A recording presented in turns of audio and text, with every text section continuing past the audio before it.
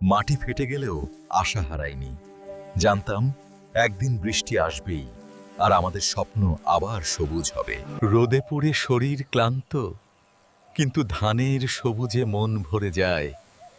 এই তো গ্রাম বাংলা। রোদে পুড়ে শরীর ক্লান্ত, কিন্তু ধানের সবুজে মন ভরে যায়। এই তো গ্রাম বাংলা।